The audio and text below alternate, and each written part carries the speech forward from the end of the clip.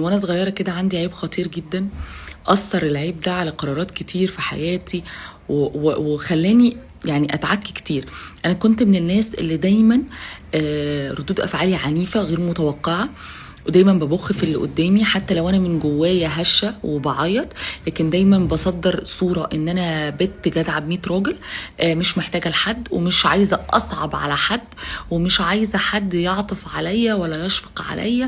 دايما ببخ في اللي حواليا علشان خاطر يخافوا مني، ما حدش يدوس لي على طرف عشان ما يجيبش القرف لنفسه. ده دايما بيخليني اتحط في خانه عند الناس كده، اللي هو دي وليه قادره ومفتريه، لدرجه ان انا كنت طول الوقت حاسه ان مفيش راجل ممكن يجي يكملني من كتر ما انا كنت معتمدة على نفسي في حاجات كتير فعلا. فكنت لما بتعرف على اي حد ونبتدي نستلطف بعض عشان نشوف بقى اذا كنا هنتخطب نتجوز ايا يكن، يعني للاسف دايما عندي كده حاجة اللي هو انا ما اعتمدش عليه وما سندش عليه. عندي مشكلة كبيرة حتى مع اهلي ان هم شايفيني طول الوقت سوبر وومن، اقدر اعمل اي حاجه وكل حاجه في اي وقت وفي اي مكان.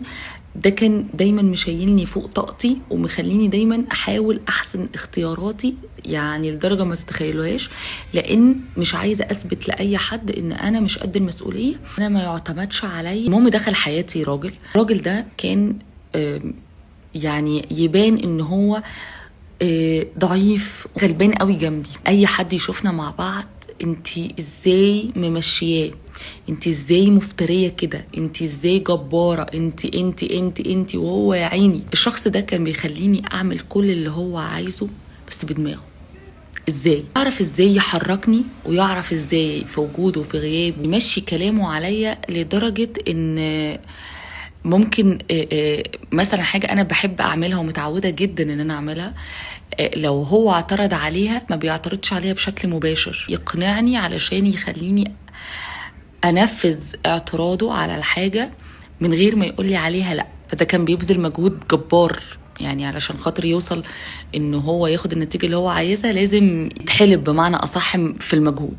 ما كانش حد عارف ولا ملاحظ الحوار ده غيري أنا، يعني عشان ده كان بيتعامل معايا انا. كل حاجة هو عايز ياخدها مني بيعرف ياخدها ازاي، بس بالطريقة. انا كان مثلا عندي فكر ان انا اصاحب اي حد واخد اي تجربة علشان خاطر انا عايشة في الحياة دي بتعلم، يعني بحدود، يعني ان انا اخاف على نفسي طبعا. مثلا كان بالنسبة له ده شيء هو مش متقبله، هو شايف ان انا لازم حريصة اكتر من كده، وان مش اي حد يتقال عليه صديقي او صديقتي، وان انا لازم اختار اصحابي يعني على الفرازة بمعنى أصح، لأن الصديق ده بيبقى عنواني، لازم أختار العنوان اللي الناس تقراه صح. طبعا كنت في الأول بقاوح ولا وأنا حرة، عارف إزاي يوصلني إن أنا فعلا أعرف أفلتر كل أصحابي. مثلا عندي إن أنا أعتمد على حد، ده شيء مرفوض تماما. فهو واحدة واحدة خلاني بالطريقة اشيله همي واعتمد عليه، بس من غير ما يبين لي ان هو فعلا شايل همي، وان هو فعلا بيعمل لي حاجه ما فيهاش معايره، ما فيهاش كل شويه تقطيم، محبه على قلبه، ولا ده واجب عليه، ولا هو ما بيعملش حاجه اكسترا من عنده، ولا هو ما فيش مجهود في كده، ده الطبيعي والنورمال اللي بيحصل. ده واحده بقيت بشيله اكتر وشيله اكتر، وبقيت بشيل حمل من على كتافي، وبتعامل بقى ان انا عادي مش سوبر هيرو، بقيت انسانه طبيعيه. في حاجات كتيره قوي كان هو واقف عندها، شايف ان انا انسانه كويسه، معدني كويس، اصلي كويس، بس هو كان معترض عليها، فهو كان عايز يغيرني فيها. بس هو مش هيجي يقولي انتي لازم تتغيري، هو لازم يبذل مجهود في ده بكل حواسه، من غير ما يحسسني ان انا شخص غير مرغوب فيه بطريقتي دي. من الاخر يعني اللي هو انت لازم تتحبي زي ما انت، عشان انت باكج على بعضه، بس ممكن نبذل مجهود ان احنا نحسن من نفسنا عشان نوصل لطريق نتفاهم فيه مع بعض. حطوا بقى كل الحاجات اللي انا قلتها لكم دي كده على جنب، ونرجع لحته بقى ان انا عشان ادي للشخص ده فرصه انه يعمل كل ده معايا، لازم الشخص ده يكون فعلا في شوية حاجات أنا شايفاها كويسة تخليني أديله الفرصة دي. الحاجات الكويسة اللي أنا شفتها في الشخص ده،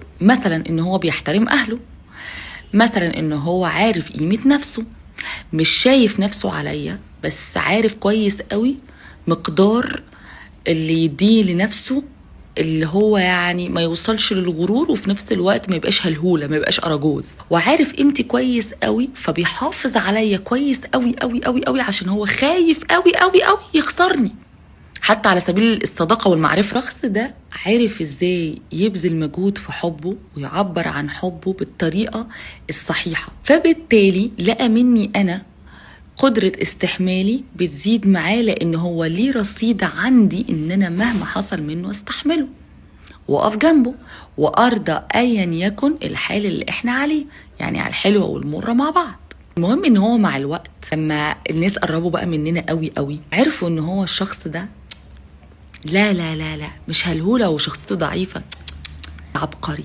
حكيم، عارف ازاي ياخد الحاجة اللي هو عايزها بالطريقة، عارف يقول الحاجة امتى وفين وازاي. لما الناس بقى قربوا مننا اكتر واكتر، اكتشفوا ان انا غلبانة، دي كلمة قليلة، انا هفق اساسا يعني بس احنا مش هنقول كده ومش هنفتح، وسر كبير انا متوقعة ان انا يفضل سر كبير معاكم، محدش يفتن عليا بجد. والله انا جوزي ايام الخطوبه كانت ماما كل شويه تقولي يا عيني يا حرام انت بتعملي فيه كده ليه، عيني حرام عليك راجل هيطفش منك يا ولا يا ظالمه.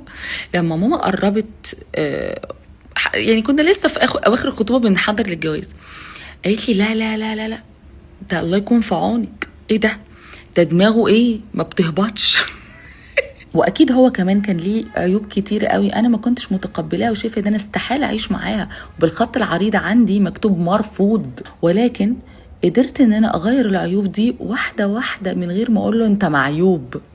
طبعا انا مش هذكر عيوبه ولكن ذكرت عيوبي، ها افتكرها لي يا زوز. طبعا حاولت اغيره، وطبعا ما اقدرش انكر ان انا حاولت استفيد منه ومن مدرسته وان انا اتبع معاه نفس اسلوبه، بس انا ما استحملتش بعيد عنكم، حسيت ان انا يعني في ذبحه صدريه داخله عليا، في جلطه مش انا بطبعي حمائيه، ما استحملش التخطيط وما استحملش ان انا اقعد اتفرج وراقب واخطط واقرر، لا لا لا لا. وطبعا مش مستنيني اقول لكم ان هو كل ما كان يعمل حاجه ما تعجبنيش كنت اقلع الدبله عادي جدا واقول له خلاص احنا ما فيش نصيب منا، احنا مش هنقدر نكمل مع بعض. انا ليه بقى بقول لكم كل الكلام ده؟ عشان في ناس كتير قوي قوي من اللي بيبعتوا لي رسائل عندهم مشكله في الراجل هادي وشايفين ان ده ضعف شخصيه. انا شايفه انه ده قمة قوة الشخصية بصراحة. يعني أنا بالنسبة لي الراجل اللي بيشتم ويهين ويضرب ده اللي فعلا ضعيف الشخصية. وعشان برضو الناس البنات اللي بتحب على روحها من غير ما الراجل يبذل أي مجهود عشان يخليهم ينبهروا، مش بيعرف قيمتك بعد كده، لان هو بيحسك خفيفه عبيطه لو ما تعبش في الحاجه علشان ياخدها. والتعب هنا مش المقصود بيه ابدا التعب المادي، لان لو على تعب المادي كان زمان معظم الناس ما اتجوزتش، عشان تبقوا فاهمين يعني، وما حبوش بعض اصلا. في حب كده بيبقى بدون كونديشنز كده، ملوش شروط، هو حبك عشان انتي المفروض حبيتيه عشانه هو بدون اي شروط. لو اللي معاه في اي وقت خلص مش هيهمك عشان انتي عايزاه هو، حبيتيه هو. فلو سمحتي سيبي الراجل يبذل مجهود في انه يبهرك ويعرف قيمتك بجد، يعمل علشانك. بلاش تبقي بنت خفيفة، وبلاش تحسي انه من اقل حاجة كده قد ايه هو بيحبك وقد ايه هيموت عليك. ده مش حقيقي، ده كله وهم. اللي بيحبك هيحبك زي ما انتي، وهيبذل مجهود عشان يعرف يوصل معاكي لطريق وسط تتقابلوا فيه تتفاهموا فيه، مش اللي هو يفضل يغيرك يغيرك يغيرك يغيرك وهو يفضل زي ما هو وهو اللي كامل وانت المعيوبة. لا، حتى لو انت عيوبك اكتر او هو عيوبه اكتر هتتقبلوا بعض زي ما انتوا وتحاولوا توصلوا للغة حوار تتفاهموا بيها. وبقول برضو الكلام ده عشان الشباب اللي شايف ان اصل البنت دي مسترجلة، اصل البنت دي متدلعة، اصل البنت دي مش عارفة ايه، فلا لا لا اصلا ما تنفعش للجواز. بينفعوا، صدقني بينفعوا، بيفتحوا بيوت وبيحافظوا على بيوتهم، بيتغيروا مع الوقت. كل حاجة بالحنية بتعرف تاخدها من الست. خليك انت بس نين وعطوف، هتعرف ازاي تاخد منها كل اللي انت عايزه. الست ما بتعرفش تسيب الراجل اللي بيحتويها مهما كان من عيوب ومهما كان من مشاكل ومهما كان من مر. مادام بيحتويها وفي اخر الليل بياخدها في حضنه ويطبطب عليها ويقدر تعبها معاه، صدقني مفيش ست ممكن تسيب راجل بيعمل كده.